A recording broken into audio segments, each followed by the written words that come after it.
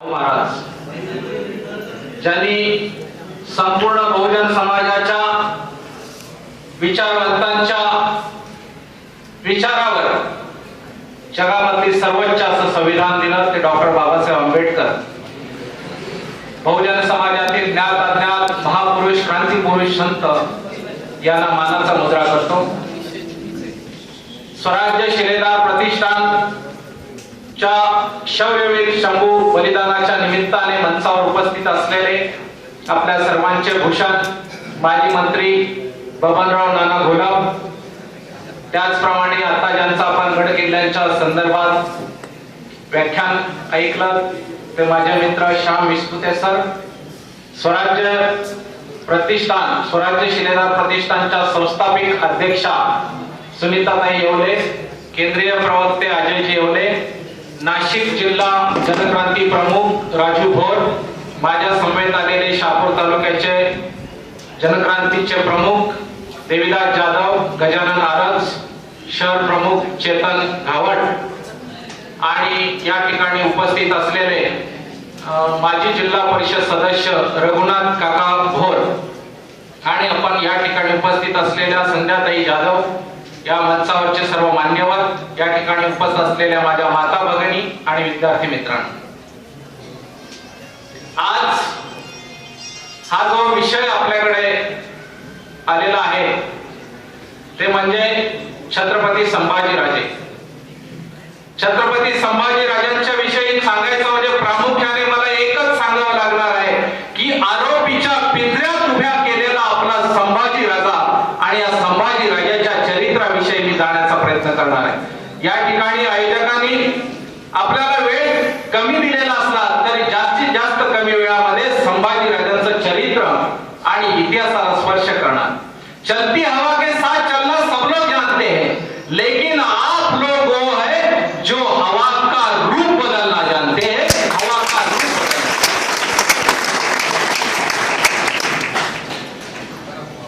छत्रपती संभाजीराजे 14 मे 1657 ला पुणे जिल्ह्याच्या आसपास असलेला गड पुरंदर, या गड पुरंदराला छत्रपती शिवाजी राजांच्या प्रथम पत्नी सईबाईंच्या उदरी एक बाळ जन्मला. साखर वाटली गेली, संभाजी राजांचा जन्म झाला, सर्वत्र आनंद व्यक्त करण्यात आला. संभाजी राजे वाढता वाढता वाढत होते आणि बाळ 2.25 वर्षाचं झालं. बाळ 2.25 वर्षाचं झाल्यानंतर अत्यंत दुर्दैवाची गोष्ट की शंभू राजांच्या मातोश्री सईबाईंचं निधन झालं. एका आजाराने व्यथित झालेल्या सईबाई, एका बाजूला बाळ शंभू, आणि अशा वेळेला स्वतःच्या आईचं दुग्धपान करण्याचं भाग्य शंभू राजांच्या पदरी आलं नाही. जिजाऊ व्यथित झाल्या. काय करावं, कसं वाढवावं या स्वराज्याच्या अंकुराला, हा प्रश्न जिजाऊंना पडलेला होता. आणि त्याच वेळेला कापूर होळच्या गाडे पाटलांच्या सौभाग्यवती धाराऊंना बोलवण्यात आलं आणि धाराऊंचं दुग्धपान शंभू राजांना करण्यात आलं. संभाजी राजे वाढत होते. संभाजी राजे एका बाजूला स्वराज्याची धामधूम चाललेली असताना, छत्रपती शिवाजी राजे स्वराज्याचं कार्य उभं करत असताना, हे कार्य उभं करत असताना संभाजी राजाच्या मातोश्री निवर्तल्या, त्यांचं निधन झालं. बघा, नीतीने उडवलेला हा सूड होता, नीतीने उगवलेला हा सूड होता शंभू राजांवर. परंतु जिजाऊ यांना स्वराज्याचा दुसरा सेनापती उभा करायचा होता. म्हणून जिजाऊंनी धाराऊ यांच्या दुग्धपालनात त्यांना रायगडावर, पुरंदर गडावर घेऊन आल्या आणि पुरंदर गडावर घेऊन आल्यानंतर त्यांची व्यवस्था पुढे राजगडावर करण्यात आली त्या कुटुंबाची. आणि धाराऊंने शंभू राजांना दुग्ध पाजलं स्वतःच. आणि शंभू राजे बाल वयामध्येच प्रचंड शरीराने, ताकदीने, परंतु स्वराज्याचं कारभार पाहत असताना आपण पाहिलं पाहिजे की संभाजी राजे वाढत होते आणि त्याच वेळेला संभाजी राजांचं सर्व शास्त्र, कला, राजकारण या सर्व क्षेत्रामध्ये ते तरबेज होत होते. तरबेज होता होता संभाजी राजांचं त्यांचं वय वाढत होतं आणि अचानक आपल्याला माहित आहे की अफजल खान स्वराज्यावर चालून आला. अफजल खानाच्या वधाची घटना मी आपल्याला सांगणार नाही, पण अफजल खान स्वराज्यावर आलेला सर्वात पहिलं आणि अत्यंत खतरनाक असं संकट होतं. आणि त्यावेळेला जिजाऊंशी चर्चा करत होते शिवाजीराजे आणि बाळ शंभू त्या चर्चा सर्व ऐकत होते आणि बाल वयातच संभाजी राजांच्या कानावर स्वराज्याच्या या घडामोडी ऐकायला येत होत्या.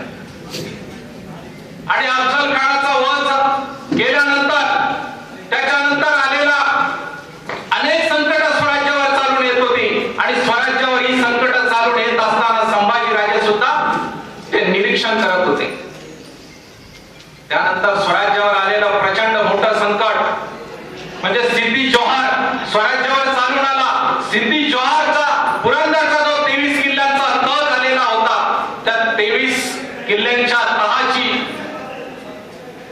जी घटना आहे, त्या घटनेनुसार 23 किल्ले औरंगजेबाला देण्यात आले. कारण शिवाजी महाराजांच्या लक्षात आले होतं ज्या वेळेला स्वराज्यावर मोठं संकट आलं, निष्कारण मराठे किंवा मावळे कापले जावेत, रक्तपात व्हावा ही भूमिका न घेता तहाची भूमिका घेतली. परंतु मित्रांनो, शिवाजीराजे हे प्रचंड बुद्धी केवळ तलवारीच्या टोकावर लढणारे नव्हते, तर बुद्धी चातुर्याने सुद्धा लढणारे होते. आणि शिवाजी राजांनी औरंगजेबाला आणि सिद्दी जोहरला चकवा दिलेला आहे. प्रत्यक्षामध्ये आपल्याला माहित असेल, आपण या नाशिक रोडने हायवेने जात असताना आपल्याला शहापूर तालुका लागतो आणि शहापूर तालुका लागतो त्या ठिकाणी असलेला माहुली गड आहे. हा माहुली गड आहे. या माहुली गडावर एकच गड आहे, पण 3 त्रिकूट आपल्याला दिसतात, पळसगड आणि भंडारगड. विस्फुते सरांना माहित असेल गड किल्ल्यांचा अभ्यास करीत असताना त्यावेळेला प्रत्यक्षामध्ये एक माहुली गड दिला, परंतु स्वराज्याचे 3 किल्ले शिवाजी राजांनी वाचवले आणि औरंगजेबाला जगामध्ये पहिल्यांदा मूर्ख बनवलेला आहे छत्रपती शिवाजी राजांनी.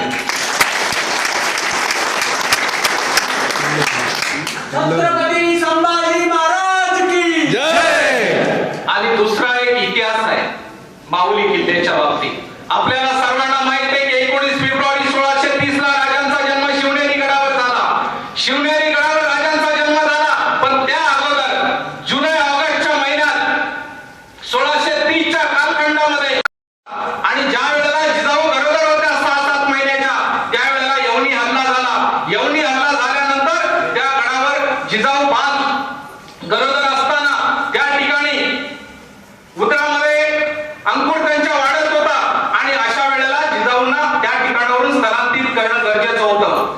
आणि म्हणून त्या ठिकाणावरून आपल्याला माहिती आहे अकोला पेनगिरी या माध्यमातून शिवनेरी गडावर पालखीच्या माध्यमातून त्याला नेण्यात आलेलं आहे आणि जिजाऊंचा छत्रपती शिवाजी राजांचा जन्म शिवनेरी गडावर झालेला आहे. परंतु माऊली हा गड जो आहे तो जन्म जरी राजांचा शिवनेरी गडावर झाला असला तरी तुमच्या आमच्या जवळ असलेल्या माऊली गडावर छत्रपती शिवाजी राजांवर गर्भसंस्कार झालेले आहेत. म्हणून ही गर्भसंस्कारची नाशिक पासूनची भूमी माऊलीपर्यंत पवित्र भूमी आहे. छत्रपती शिवाजी राजांचा इतिहास लहानपणापासून संभाजी राजे पाहत होते. जिजाऊ सुद्धा संभाजी राजांवर संस्कार करत होत्या आणि अशाच पद्धतीने संभाजी राजांचं आपण बघितलं की संभाजी राजे सिद्दी जोहरच्या तहामध्ये एक आट टाकली सिद्दी जोहरने की आपण संपूर्ण 23 किल्ले जोपर्यंत मला देत नाही तोपर्यंत शंभू बाळ माझ्या तावडीमध्ये म्हणजे ओलीस राहावं लागेल. त्यावेळेला शिवाजी महाराज म्हणाले सिद्दी जोहरला, राजे हे कोणतं राजकारण? तेव्हा सिद्दी जोहर कुत्सितपणे म्हणाला, यालाच तर राजकारण म्हणतात. आणि केवळ अवघा 8 वर्षाचा शंभू बाळ ओलीस राहायला तयार झाला आणि मोठ्या अत्यंत दुःखी अंतकरणाने संभाजी राजांना त्या ठिकाणी ओलीस ठेवण्यात आलं. त्यानंतर पुढे आठ टाकण्यात आलेली होती की औरंगजेबाचा वाढदिवस ज्या वेळेला आहे त्यावेळेला तुम्हाला आग्र्यावर यावं लागेल. आणि आग्र्यावर संभाजी राजांना सोबत घेऊन शिवाजी राजे स्वतः औरंगजेबाच्या भेटीला आग्र्यामध्ये दाखल होतात. वाटेमध्ये वादळ वारा पाऊस रायगड ते आग्रा हे अंतर मित्रांनो आपल्याला आजच्या काळामध्ये आपण व्हॉट्सअपवर नकाशावर त्याचे डिझाईन पाहत असतो, होका यंत्राच्या माध्यमातून दिशा पाहत असतो आणि केवळ 9 वर्षाचा बाळ, नाहीतर आजच्या काळामध्ये आपल्या 9 वर्षाच्या बाळाला शाळेमध्ये पोहोचवायला सुद्धा आई किंवा मम्मीला घेऊन जावं लागतं आणि रिक्षा घेऊन त्याला पाठवावं लागतं. आणि त्या काळामध्ये संभाजी राजांना घेऊन शिवाजी राजे निघालेले आहेत. वाटेत पाऊस प्रवास करत करत ते औरंगजेबाच्या वाढदिवसाला दाखल झाले. आपल्याला दिल्लीश्वरांनी केलेला अपमान आपल्याला माहित आहे, त्या चरित्रामध्ये मी जाण्याचा प्रयत्न करणार नाही. परंतु औरंगजेबाची भेट घेतल्यानंतर औरंगजेबाने छत्रपती शिवाजी राजांना एका साध्या सरदाराच्या लाईनला उभं केलेलं होतं आणि त्यावेळेला छत्रपती शिवाजी राजे दिल्लीमध्ये गरजलेले आहेत आणि त्यांनी सांगितलं राजा औरंगजेबापुढे झुकलंच पाहिजे. परंतु हा महाराष्ट्राचा शूर योद्धा होता, दिल्लीश्वरांपुढे गरजला नाही आणि झुकला नाही, वाकला सुद्धा नाही. शिवाजी महाराज की छत्रपती शिवाजी राजे हे मराठी मातीचे योद्धे होते आणि त्यांनी गगनभेदी गर्जना केली. गगनभेदी गर्जना केल्यानंतर छत्रपती शिवाजी राजे तिथून निघून गेलेले आहेत. औरंगजेबाला त्याच ठिकाणी त्याचा पराभव झाल्यासारखं वाटलं आणि त्याच वेळेला ती सर्व हकीकत आपल्या वडिलांचा करारीपणा, बाणेदारपणा, स्वराज्यासाठी जीव मुठीत घेऊन स्वतःचा जीव ढकलून देणारा छत्रपती शिवाजी राजांची ती रणनीती, शंभू बाळ, केवळ 9 वर्षाचा शंभू बाळ ते पाहत होता, न्याळत होता, निरीक्षण करत होता आणि ते राजकारण पाहत होता. संभाजी राजांना पूर्णपणे औरंगजेबाच्या दरबारात जाण्याची मोकळीक होती, परंतु त्याच वेळी औरंगजेबाने छत्रपती शिवाजी राजांना कैदेत टाकलं. त्यांना नजरकैद केली, पहारा ठेवलेला होता, परंतु संभाजी राजे जात येत होते, औरंगजेबाच्या दरबार रोज निहाळत होते. एक प्रकारे छत्रपती शिवाजी राजांची व्यूहरचना आणि नीती, केवळ 9 वर्षाचा संभाजी छत्रपती शिवाजी राजांना औरंगजेबाच्या दरबारात चाललेल्या बारीक सारीक हालचालींचं निरीक्षण करून आपल्या पिताश्रींना सांगत होता. आणि त्याच वेळेला अचानक एकदा छत्रपती संभाजी राजे औरंगजेबाच्या दरबारामध्ये दाखल झालेले. औरंगजेबाचा दरबार भरलेला होता आणि देशोदेशीचे मल्ल त्या ठिकाणी आलेले होते. देशोदेशीचे मल्ल पाहत असताना औरंगजेबाने संभाजी राजांना पुढेने इशारा केला आणि पुढे बोलवून घेतलं आणि सांगितलं, शंभू आप लढ सकते हैं का? त्या मल्लांशी कुस्ती खेळण्यासाठी संभाजी राजांना पाचारण केलं, परंतु तो एक सिंहाच्या सह्याद्रीच्या सिंहाचा छावा होता. संभाजी राजे त्यावेळेला औरंगजेबाला गरजलेले आहेत. मी यांची खोड मोडली असती, या मल्लांची लढलो असतो, परंतु आम्ही मराठ्यांचे छावे आहोत. आम्ही जे लढतो ते आमच्या बरोबरीच्या माणसाची लढतो. यांची चाल आहे का अवकाश आहे? आपल्या दरबारात माझ्या तोडीचा एकही मल्ल नाही, असा 9 वर्षाचा शंभू राजा गरजल्याबरोबर एखाद्या माणसाला राजकारण शास्त्र युद्धनीती सांगते की आपल्या हातातल्या शस्त्रांशिवाय झालेला जो पराभव असतो तो राजा असलेल्या सरदार असलेल्यांच्या प्रचंड जिव्हारी लागतो. आणि त्यावेळेला 50 वर्षाच्या असलेल्या औरंगजेबाला एका 9 वर्षाच्या शंभू राजांनी त्याच्याच दरबारामध्ये पहिल्यांदा हलवलेलं होतं आपल्या बुद्धी चातुर्याच्या बळावर, कारण तो एका शिवाचा छावा होता.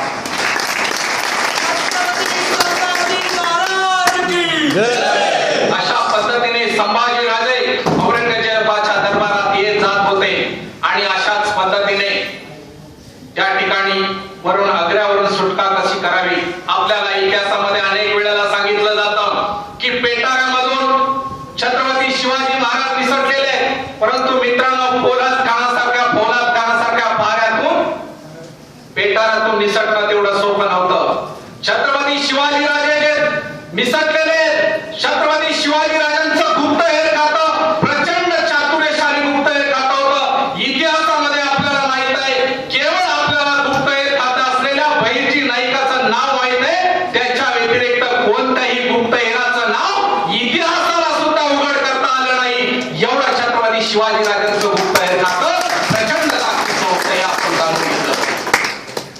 छत्रपती शिवाजी राजांनी आपली माणसं भेटलेली होती.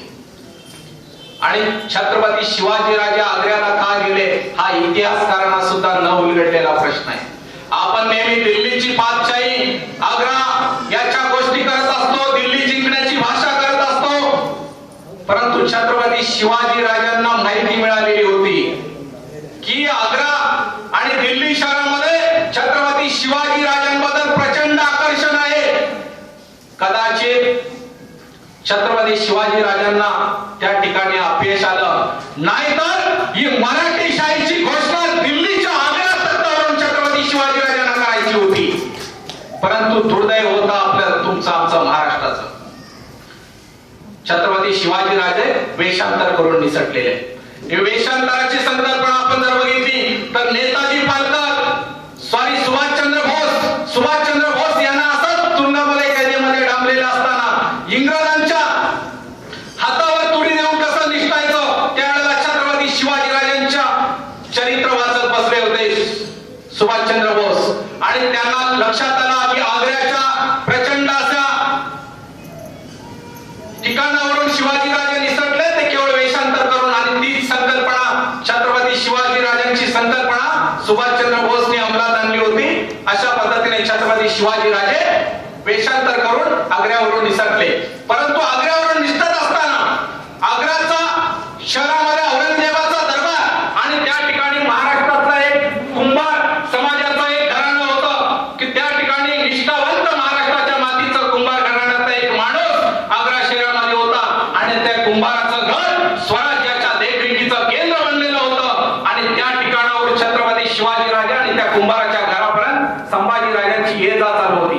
संभाजी राजे तंतोतंत पावली छत्रपती शिवाजी राजांना खबर देत होते. आणि अशा पद्धतीने मदारी मेहतर हा एका मुस्लिम समाजातला असताना सुद्धा छत्रपती शिवाजी महाराजांचं वेशभूषा करून त्या ठिकाणी झोपलेला होता. आणि छत्रपती शिवाजी राजे निसटलेले आहेत. आणि त्यावेळेला कुंभाराच्या घराजवळ आले, घोडे तयार होते. आणि त्याच वेळेला स्वराज्यासाठी आपला स्वतःचा 9 वर्षाचा मुलगा कुंभाराच्या घरी ठेवून स्वतः निवडक मावळ्यांचं छत्रपती शिवाजी राजे निसटलेले आहेत. तुमच्या आमच्यातला एखादा मुलगा लहान मुलगा असला तर आपल्याला हात मारतो, हृदयाला कवटाळून आणि दुर्दैवाने अशा पद्धतीने आपल्या वेदना आपल्याला होतात की या मुलाला कसं काय टाकून जाऊ. पण त्यावेळेला संभाजी हा प्रचंड 9 वर्षाचा असला तरी जिजाऊच्या संस्कारात वाढलेला छावा होता. आणि त्यांनी सांगितलं नाही की आबासाहेब आपण एकट्यालाच मला सोडून जाणार आहात का, ही धर्मावरी किंकाळी मारली नाही. परंतु त्यांनी सांगितलं आबासाहेब मी इथे असलो तरी माझ्यासारखे अनेक महाराष्ट्राच्या स्वराज्याचे सुपुत्र आपले वाट पाहत आहेत आणि स्वराज्य तुम्हाला उभं करायचंय. आबासाहेब आपण निघा. ही छत्रपती संभाजी असा छत्रपती संभाजी राजा आबासाहेब छत्रपती शिवाजी महाराजांना निघण्याचा आदेश देतो. आणि छत्रपती संभाजी राजे मात्र त्या ठिकाणी असलेल्या मथुरेमध्ये पाठवलं जातं. मथुरेमध्ये असलेल्या काही ब्राह्मण कुटुंबांकडे छत्रपती शिवाजी राजे संभाजीला सुपूर्द करतात आणि त्यांना सांगतात की संभाजीचं रक्षण करा आणि संभाजीला येथे राहू द्या. आणि ब्राह्मण वेशामध्ये संभाजी राजे काही दिवस त्या ठिकाणी राहतात. आणि काही कालावधीनंतर रायगडावर छत्रपती शिवाजी महाराज येतात, दाखल होतात. छत्रपती शिवाजी महाराज रायगडावर दाखल झाल्यानंतर माँसाहेबांनी लगबगीने विचारलं की शंभू बाळ कुठे आहे.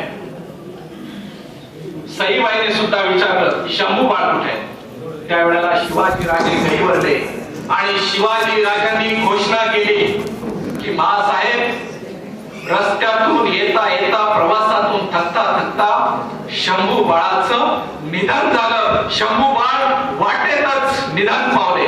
आणि ही बातमी ऐकताच आकाश कोसळल्यासारखं होतं जिजाऊंना.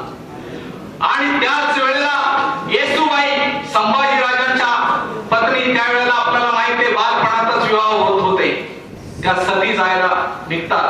परंतु शिवाजी राजे त्यांना सर्वांना सावरतात. ही घटना फक्त स्वतः शिवाजी राजे आणि आणि संभाजी महाराज या दोनच व्यक्तींमध्ये झालेलं संभाषण होतं. इतिहासालाही ही घटना माहिती नाही आणि वाटेतच आपल्या पुत्राचं निधन झालं अशी घोषणा करणारे छत्रपती शिवाजी राजे हे कोणत्याही प्रकारची अंधश्रद्धा मांडणारे जगातील पहिले राजे होते. अशुभ बोललं जातं निधन, तू मरशील असं बोलून कोणीही मरत नाही. आपल्याकडे म्हण आहे, कावळ्याच्या शापाने गाय मरत नाही अशा पद्धतीने म्हटलं जातं. म्हणून छत्रपती शिवाजी राजे युद्धनीतीला पारंगत राजे होते आणि त्यांनी आणि काही कालावधीनंतर ही घोषणा जाहीर करण्यात आली होती आणि संभाजी राजांचा सर्व अंत्यसंस्काराचे विधी रायगडावर छत्रपती शिवाजी राजांनी केले की सर्वत्र दिल्लीश्वरांना सुद्धा माहित व्हावं की संभाजी राजे वाटेतच मेले. आणि हे करण्यामागे छत्रपती शिवाजी राजांचं युद्धनीतीचं एक टेक्निक होतं. आणि ही घोषणा केल्यानंतर औरंगजेबाचे जे काही गुप्तहेर होते त्यांनी बातमी सांगितली की संभाजी राजांचं निधन झालेलं आहे आणि संभाजी राजे छत्रपती शिवाजी राजांच्या आणि संभाजी राजांच्या मागावर होते. त्यांनी आपलं सैन्य माघारी बोलवलं. माघारी बोलवल्यानंतर त्यांनी ती मोहीम थांबवली आणि काही कालावधीतच छत्रपती शिवाजी राजांचे पुत्र संभाजी राजे सही सलामत रायगडावर पोहोचलेले आहे. ही छत्रपती शिवाजी महाराजांची युद्धनीती आहे. ही युद्धनीती अशा पद्धतीने छत्रपती शिवाजी राजांचा हा बाळ संभाजी राजकारणामध्ये कमी वयामध्येच वाकबगार झालेला होता, नीतिवान झालेला होता. आणि असं करत असताना छत्रपती संभाजी राजांच्या बाबतीमध्ये आपल्याला अनेक सांगितलं जातं. छत्रपती संभाजी राजांना आरोपीच्या पिंजऱ्यात उभं केलं जातं. कथा, कादंबरी आणि नाटकातून आणि चित्रपटातून उभा केलेला इतिहास हा खरा असतोच असं नाही मित्रांनो. तो मनोरंजनासाठी असू शकतो. आदरणीय बबनराव घोलप साहेबांनी या ठिकाणी सांगितलं, मी त्यांचं अभिनंदन आणि कौतुक करतो की असे फार थोडे राजकारणी असतात की ते छत्रपती शिवाजी राजांच्या नावावर सिरियल आणि उभे करू शकतात. केवळ स्वामीनिष्ठ छत्रपती शिवाजींचा भावला त्या गोष्टी करू शकतात. कारण छत्रपती शिवाजी राजांचं प्रेम हे फक्त रक्तात असावं लागतं आणि त्यांनी निष्ठावंत पाईक म्हणून आपलं दाखवलेलं खऱ्या अर्थाने घोलप साहेब आपण खऱ्या अर्थाने छत्रपती शिवाजी राजांचे शिवसैनिक आहात. तुमच्यासारख्या स्वराज्याच्या शिलेदारांची निश्चित महाराष्ट्राला गरज आहे आणि म्हणून छत्रपती शिवाजी राजांचा खरा इतिहास आणि संभाजी राजांचा इतिहास आपण उभा केला पाहिजे.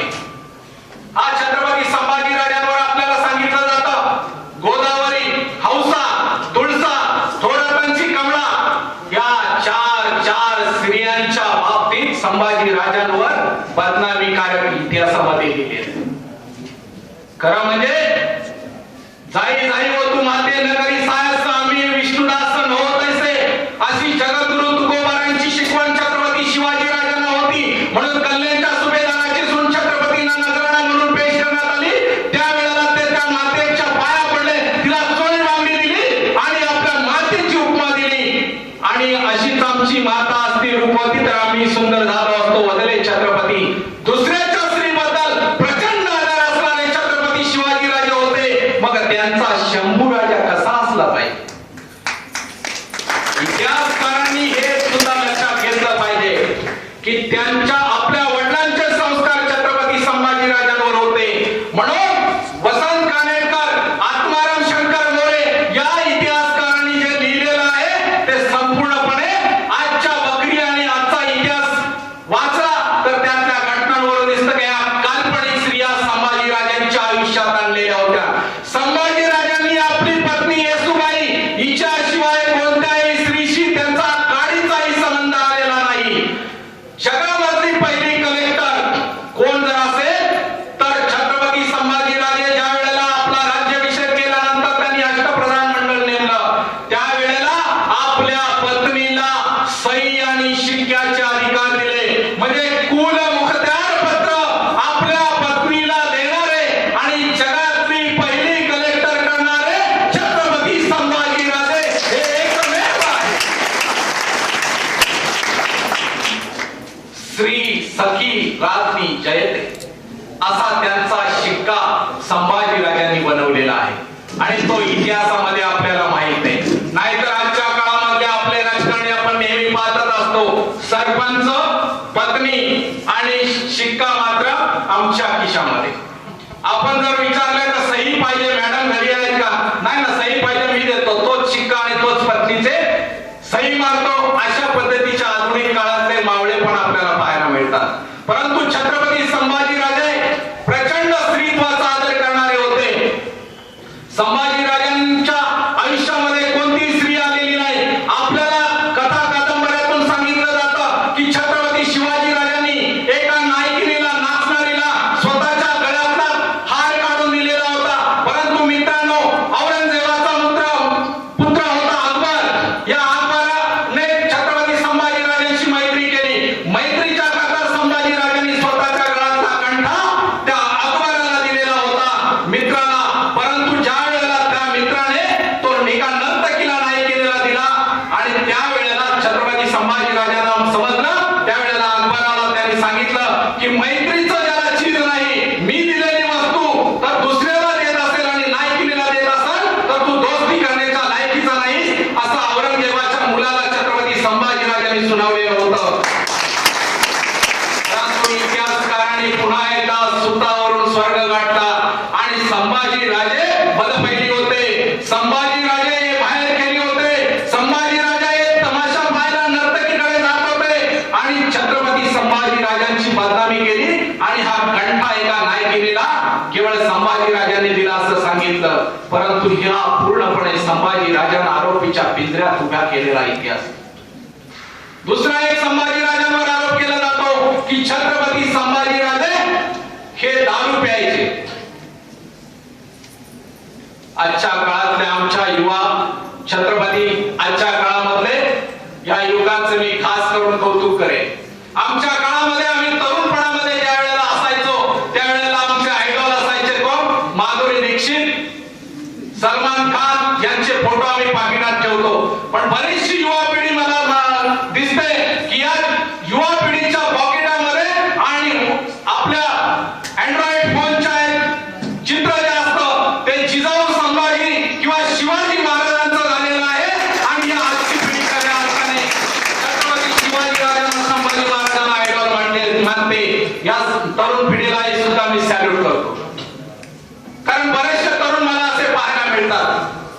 छत्रपती संभाजीराजांवर आरोप केला इतिहासकारांनी. काय आरोप केला? की संभाजीराजे दारू प्यायचे. संभाजीराजांना सुपारीच्या खंडाचं देखील व्यसन नव्हतं. आयुष्यात कुठलाही मद्याच्या थेंबाला सुद्धा छत्रपती संभाजीराजांनी स्पर्श केला नव्हता. संभाजीराजांनी पोर्तुगीजांना एक पत्र लिहिलेलं होतं आणि त्या पत्रामध्ये उल्लेख केलेला होता 2 पिंपे आम्हाला दारू पाहिजे, म्हणजे 2 पिंपावरून दारू पाहिजे. का? काय हळदी समारंभ होता का म्हणून स्टॉक करायचा होता? अरे हे इतिहासकार, छत्रपती संभाजीराजांनी जी दारू मागवलेली होती ती दारू होती तोफ खाण्याची दारू होती, तोफ खाण्याची दारू. परंतु यांनी मात्र छत्रपती संभाजीराजे यांनी दारू मागवली म्हणजे दारू पीत होते. अरे तुमच्या लेखण्या काय त्यावेळेला दारू पिऊन झिजत होत्या काय? हा इतिहासकारांना मी या ठिकाणी सवाल विचारतो. छत्रपती संभाजीराजांवर अशा पद्धतीचे आरोप केले जात होते. छत्रपती संभाजीराजांवरचा खोटा इतिहास मांडण्याचं काम अनेक इतिहासकारांनी केलेलं आहे. परंतु शंभू राजांचा इतिहास हा तेजस्वी आणि उत्तुंग इतिहास आहे. 180 लढाया छत्रपती संभाजीराजांनी केल्या, पण एकाही लढाईत शंभू राजे पराभूत झालेले नव्हते. हा छत्रपती संभाजीराजांचा औरंगजेबाचा त्यावेळेचा एक लेखनिक म्हणतो काफी खान. काफी खान काय म्हणतो? काफी खान म्हणतो छत्रपती शिवाजी राजांपेक्षा 10 पट तापदायक शंभू राजे आहेत. तत्कालीन इतिहासकार.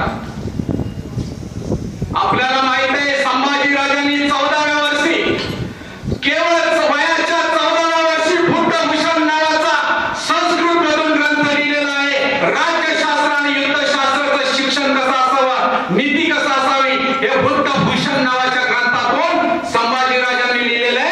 आणि आपल्या संपूर्ण जगामधला कमी वयाचा 14 वर्ष वयाचा बाल साहित्यिक म्हणून केवळ आणि केवळ छत्रपती संभाजीराजे. त्यानंतर वयाच्या 20व्या वर्षी 7 शतक नक्षिक नायिका भेद 7 शतक नक्षिक आणि नायिका भेद हे ब्रिज भाषेत गिरवट भाषेत म्हणजे भोजपुरी हिंदी भाषेमध्ये छत्रपती संभाजीराजांनी 3 ग्रंथ लिहिले. नक्षिक नक्षिक नख म्हणजे नखापासून पायाच्या नखापासून तर डोक्याच्या शिखापर्यंत जे आरोग्याचं शास्त्र आहे ते संभाजीराजांनी लिहिलेलं आहे. म्हणजे जगामधला पहिला वैद्यक शास्त्राचा डॉक्टर कोण झाला असेल तर तो छत्रपती संभाजीराजे. आणि नायिका भेद म्हणजे आजकाल या आमच्या मुली बघत असतात भरतनाट्यम नृत्यशास्त्र भरतनाट्यम या भरतनाट्यमचे जनक कोण जर असतील तर ते छत्रपती संभाजीराजे. नृत्यशास्त्राच्या अनेक प्रकार असलेलं नायिका भेद नावाचा ग्रंथ छत्रपती संभाजीराजांनी लिहिला. म्हणजे छत्रपती संभाजीराजे हे प्रचंड लेखनिक होते. छत्रपती शिवाजीराजे युद्धभूमीवर लढत असताना त्यांना वेळ मिळाला नाही. त्यांनी कर्णकौस्तुभ राज्य व्यवहार कोशाची निर्मिती केली पण हे दुसऱ्यांकडून 9 ग्रंथ लिहून घेतले. परंतु छत्रपती संभाजीराजांनी स्वतः 4 ग्रंथ लिहिलेले आहेत. छत्रपती शिवाजीराजे हे लेखनिक होते. आणि एकदा असंच शिवाजी महाराज संभाजीराजांना बोलले, राजे आपण या ठिकाणी लेखणीच्या माध्यमातून धर्मशास्त्रात पारंगत झालेला आहात पण तलवारीच्या माध्यमातून कसं काय करणार? आपलं शौर्य कधी दाखवणार? त्यावेळेला छत्रपती संभाजी राजे हा छावा छत्रपती शिवाजी राजांचा छावा होता, सह्याद्रीचा छावा होता आणि प्रचंड ताकदीने पेटला हा छावा आणि म्हटलं आबासाहेब आदेश द्या. आणि छत्रपती संभाजी राजांनी केवळ 5000 सैन्य घेतलं आणि आपल्या बाजूला असलेलं वरड प्रांतात बागलाण कोट या ठिकाणी छत्रपती शिवाजी राजांनी वयाच्या केवळ 14व्या वर्षी पहिलं युद्ध जिंकलेलं आहे. केवळ 14व्या वर्षी छत्रपती शिवाजी राजांच्या युद्धनीतीनंतर संभाजीराजांनी प्रचंड पद्धतीने लढल्यानंतर एकदा दिलेर खानाला जाऊन मिळाले. इतिहासकारांनी सांगितलं की संभाजीराजे हे छत्रपती शिवाजी राजांच्या विरोधात होते. पण आपल्याला माहित आहे की 6 जून 1674 ला छत्रपती शिवाजी राजांना राज्याभिषेक रायगडावर झाला. रायगडावर राज्याभिषेक झाल्यानंतर दक्षिण दिग्विजयाला कर्नाटककडे छत्रपती शिवाजीराजे निघालेले आणि कर्नाटक प्रांत आणि दक्षिण दिग्विजय करण्यासाठी शिवाजीराजे निघालेले असताना मग आपल्या महाराष्ट्राचा कारभार कसा करावा, महाराष्ट्र कोणाकडे द्यावा म्हणून यवन सत्तेने महाराष्ट्राकडे डोळे लावून पाहू नये, हल्ला करू नये म्हणून एक नीती ठरली होती छत्रपती शिवाजीराजे आणि संभाजीराजे यांच्यामध्ये. आणि म्हणून संभाजीराजे दिलेर खानाकडे स्वखुशीने गेले, दिलेर खानाला सामील झाले आणि इतिहासकारांनी म्हटलं की संभाजीराजे दिलेर खानाला स्वराज्याच्या विरोधात जाऊन मिळाले. परंतु छत्रपती संभाजीराजे दिलेर खानाचं मानसिकदृष्ट्या खच्चीकरण करत होते. मानसिकदृष्ट्या त्याला मैत्रीच्या माध्यमातून त्याला अडवत होते. आणि संभाजीराजे जोपर्यंत दिलेर खानाच्या सोबत होते तोपर्यंत भूपालगड सोडून कोणत्याही आपल्या स्वराज्य किल्ल्यावर हल्ला झाला नाही. ही संभाजी राजांची आणि शिवाजी राजांची ठरलेली एक युद्ध नीती होती. आजच्या काळामध्ये सुद्धा ही युद्ध नीती अवलंबली जाते.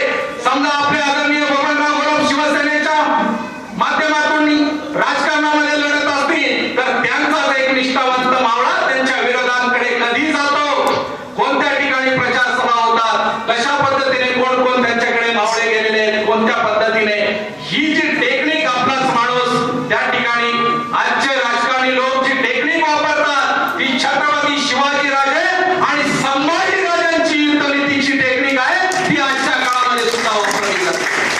म्हणून काय घोलप साहेबांचा निष्ठावंत पायक शिवसैनिक हा फितूर झालेला नसतो तर घोलप साहेबांच्या आदेशाने तो शत्रूच्या गोटात जाऊन शत्रूच्या गोटातली माहिती कलेक्ट करण्यासाठी गेलेला असतो. हा खरा इतिहास होता. परंतु इतिहासकारांनी मात्र दिलेर खानाला जाऊन मिळाले. त्यानंतर गुप्तहेर खात्याच्या माध्यमातून बातमी आली की संभाजीराजांना धोका उत्पन्न होणार आहे. तात्काळ नेताजी पालकरला पाठवलं आणि संभाजीराजांना घेऊन पुन्हा पन्हाळगडावर संभाजीराजांना आणण्यात आलेला आहे. आणि मग पन्हाळगडावर शिवाजीराजे आले स्वतः आणि शिवाजीराजांनी पन्हाळगडावर संभाजीराजे आणि शिवाजीराजांची 4 तास चर्चा झाली. आजच्या काळात आपण जसं बघतो देशाचं राज्याचं बजेट मांडलं जातं, त्याच पद्धतीने संभाजीराजांना काही दिवसानंतर युवराज सेनापती घोषित करायचं होतं. स्वराज्याचं सेनापती घोषित करण्याचं ठरवलेलं होतं छत्रपती शिवाजीराजांनी. आणि म्हणून पन्हाळ्यावर 4 तास जी काही चर्चा झाली त्या चर्चेला छत्रपती शिवाजीराजे आणि संभाजीराजे यांच्या व्यतिरिक्त कोणी नव्हतं. बंद दाराआड ती चर्चा झालेली होती. आणि म्हणून त्यावेळेला संभाजीराजांना छत्रपती शिवाजीराजांनी आपल्या गडकिल्ल्यांच्या मोहिमा, गडकिल्ले किती आहेत, गडकिल्ल्यावर किती सामुग्री आहे, घोडदळ किती आहे, पायदळ किती आहे, मावळे किती आहेत, सैनिक किती आहेत, याचा ताळेबंद छत्रपती संभाजीराजांपुढे छत्रपती शिवाजीराजांनी मांडला. आणि त्यांना पूर्णपणे ताळेबंद बजेट मांडलं. आणि या बजेटनुसार स्वराज्याचं भावी रक्षण तुम्हाला करायचं आहे. रायगडावर पुन्हा छत्रपती शिवाजीराजे आले. दुर्दैव असं मातीचं आपल्या आहे की रायगडावर 3 एप्रिल 1680 ला शिवाजीराजे रायगडावर होते. आणि शिवाजीराजे रायगडावर असताना छत्रपती शिवाजीराजांचं निधन झालं. निधन झाल्यानंतर या निधनाची बातमी अष्टप्रधान मंडळातले जी काही माणसं होती छत्रपती शिवाजीराजांच्या, या अष्टप्रधान मंडळातल्या माणसांनी संभाजीराजांना 10 दिवस कळू दिली नाही. शिवाजीराजांचं मृत्यू रायगडावर झालेला असताना मोठा मुलगा म्हणून असलेल्या संभाजीराजांना ही बातमी कळाली नाही. परंतु त्यानंतर गुप्तहेर माध्यमातून ही बातमी संभाजीराजांना पन्हाळ्यावर कळालेली आहे. आणि त्यानंतर रायगडावर असा एक कट शिजत होता. रायगडावर कट शिजत होता की राजा रामाला मंचकारोहण करायचं आणि सर्व कारभार कमी वयात त्या राजारामाला बसून आपल्या हाती घ्यायचा. ही त्या ठिकाणी असलेल्या अण्णाजी दत्तो नावाच्या अष्टप्रधान मंडळातल्या माणसाच्या डोक्यात कल्पना सुचली. आणि त्यांनी ही कल्पना सोयराबाई यांचे सख्खे भाऊ हंबीरराव मोहिते यांना सांगितली. आणि त्यांना असं वाटलं की राजारामाचे सख्खे मामा आहेत, म्हणजे निश्चितच आपल्याला सामील होतील आणि स्वतःच्या भाच्याला राज्याभिषेक रायगडावर करण्यासाठी परवानगी देतील. त्यांनी सांगितलं. पण राजाराम किंवा सोयराबाईला पण आपल्याला सांगितलं जातं की सोयराबाई ही काही सारखी वागली. ते पुढच्या टप्प्यामध्ये मी सांगतो. सोयराबाई आणि चे भाऊ हंबीरराव मोहिते यांना पाचारण करण्यात आलं. त्यावेळेला सर्व मंत्र्यांनी सांगितलं की हरकत नाही आणि आपण तुम्ही चला, आपण पन्हाळ्यावर असलेल्या संभाजीराजांना काही करू नका.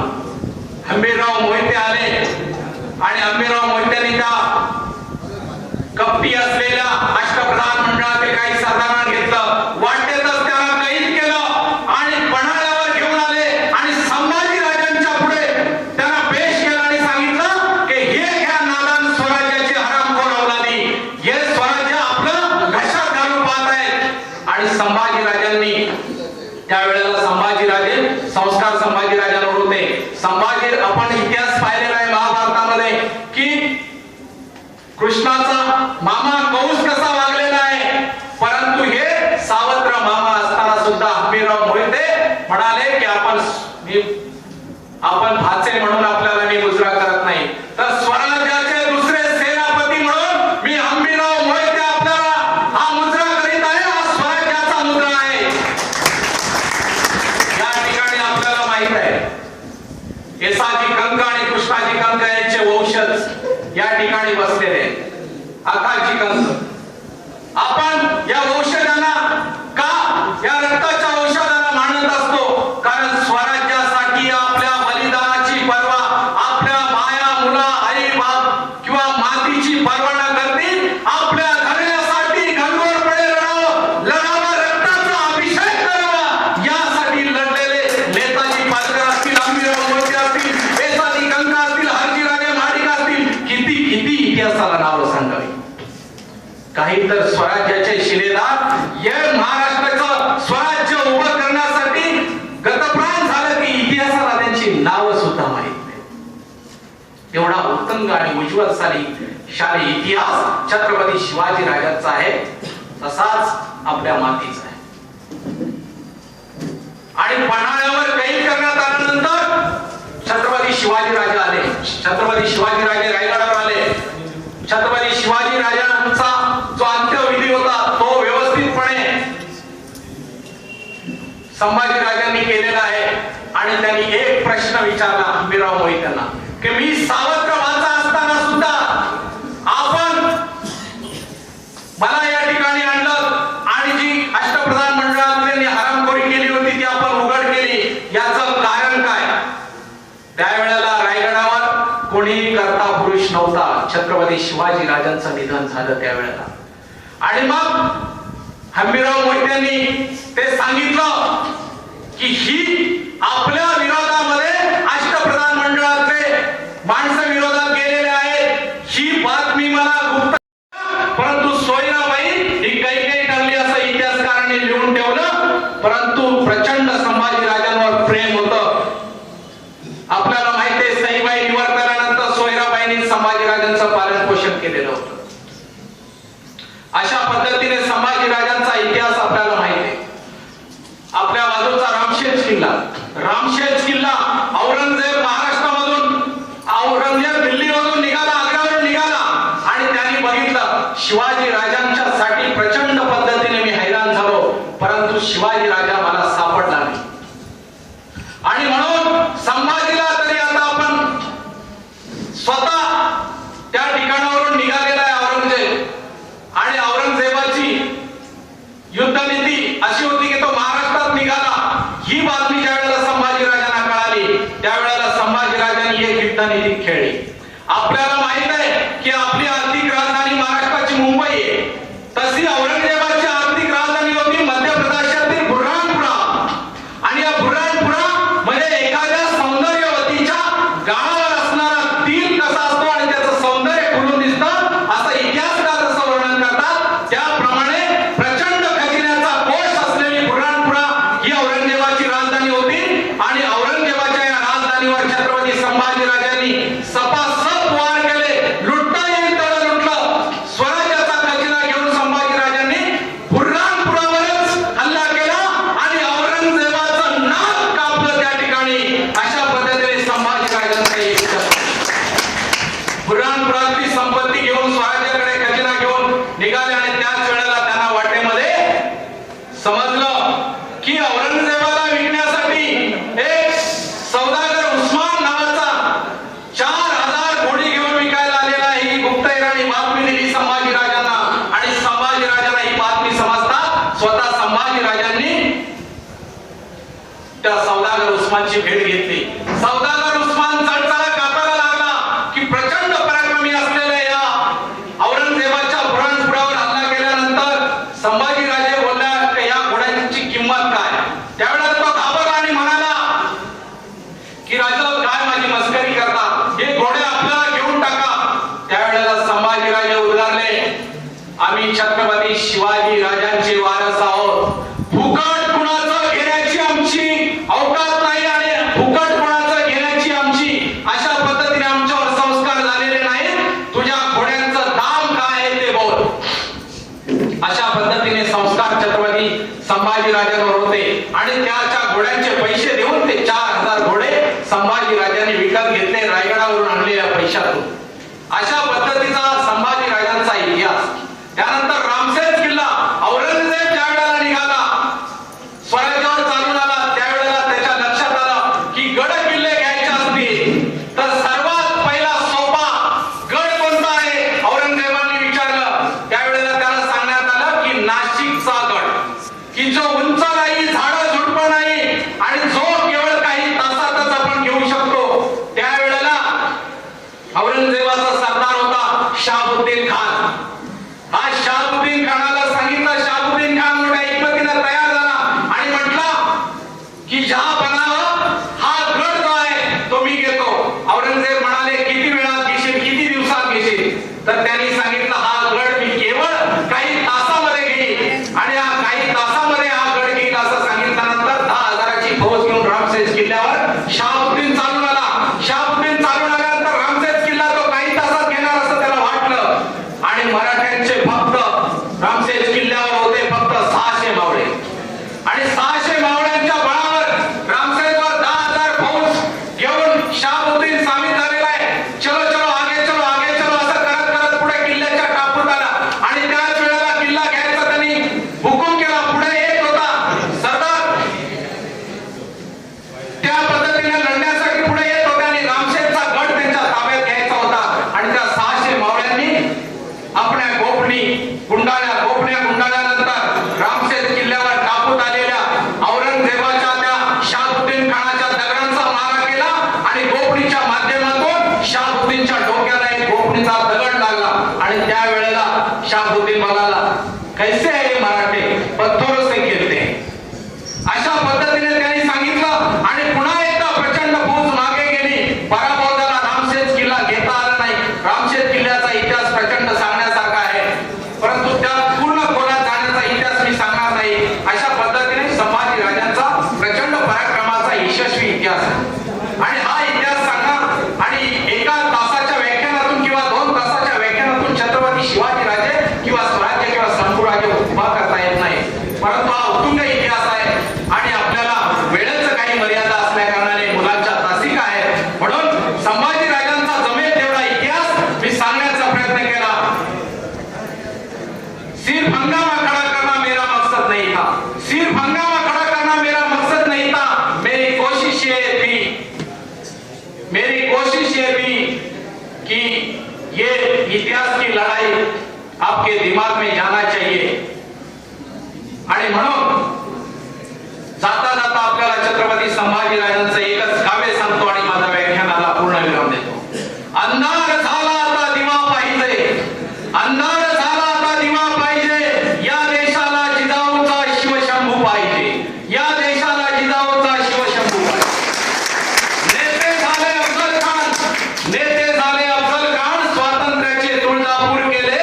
अरे या शाहिस्ते खानाची बोटे चाटण्या आता युवा पाहिजे, या देशाला जिजाऊचा शिवशंभू पाहिजे. असे कसे झाले मर्द मराठे यवनांचे भक्त, असे कसे झाले मर्द मराठे यवनांचे भक्त. मराठ्यांच्या तलवारीवर मराठ्यांचेच रक्त, मराठ्यांच्या